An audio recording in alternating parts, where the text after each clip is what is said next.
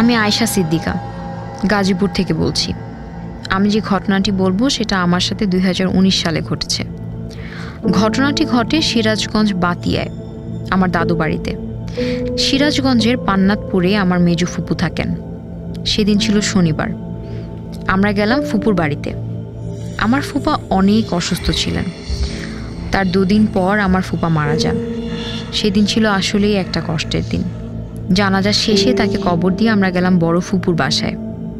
বাড়িটি ছিল পুরাতন 2 তলা ভবন। বাড়িটির পাশেই একটা পুকুর। পুকুরটাতে মাছ নেই, কারণ সেই পুকুরের সাথেই একটা শ্মশান ঘাট।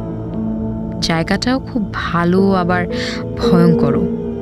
সেদিন রাতে আমরা কাজিনরা মিলে খাওয়া দাওয়া সেরে একটু ছাদে গল্প করতে গেলাম। তখন রাত প্রায় 2:30 বাজে। আমি হঠাৎ করে একটা 2 বছরের বাচ্চার কান্নার শব্দ পাই। আমার কাজিনদের জিজ্ঞেস করলাম ওরা কি কোনো বাচ্চার কান্নার শব্দ শুনতে পেল কিনা। ওরা বলল এসবে কান না দিতে। আমি আবার গল্প শুরু করি। তারপর আমরা ঘুমাতে গেলাম। আমি রাত 3:30টায় একটা মেয়ের কান্নার শব্দ শুনতে পাই। আমি দেখতে গেলাম যে কে কান্না করছে। জানালা দিয়ে বাইরে দেখলাম, কাউকে দেখতে পেলাম না। তারপর আমি আবার ঘুমাতে গেলাম। একটু চোখ বুঝতেই সেই বাচ্চাটার আর সেই মেয়েটার কান্নার শব্দ আবার শুনতে পাই। আমি তখন অনেক ভয় পাই। রাত তখন প্রায় 4টা। এত রাত্রে কে এভাবে কান্না করছে?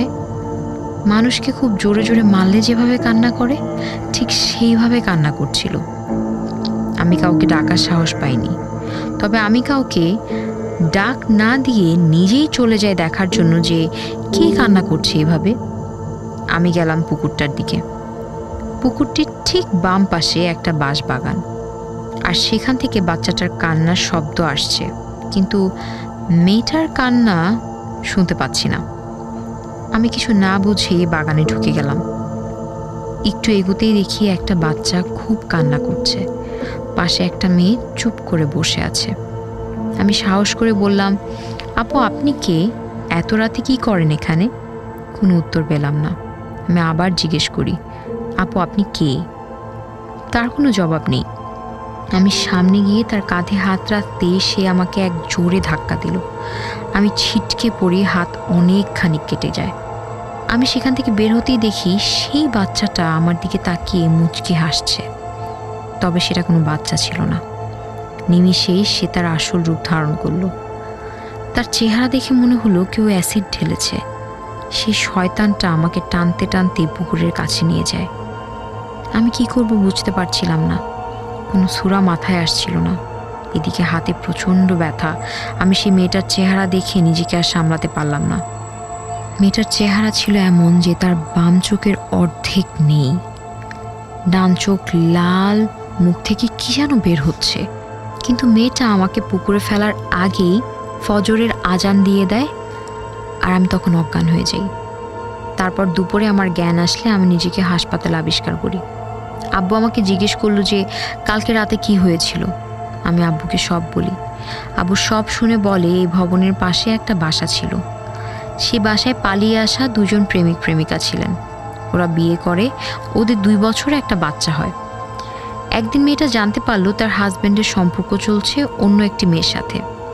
এটা নিয়ে তাদের অনেক ঝগড়া হয় এবং এক পর্যায়ে ছেলেটা মেয়েটাকে বটি দিয়ে জখম করে ফেলে আর বাচ্চাটার উপর অ্যাসিড ঢেলে দেয়। খুব খারাপভাবে মেরে ফেলে তাদের। তারপর সেই ঘরটিকে পুড়িয়ে দিয়ে পালিয়ে যায় ওই লোকটা।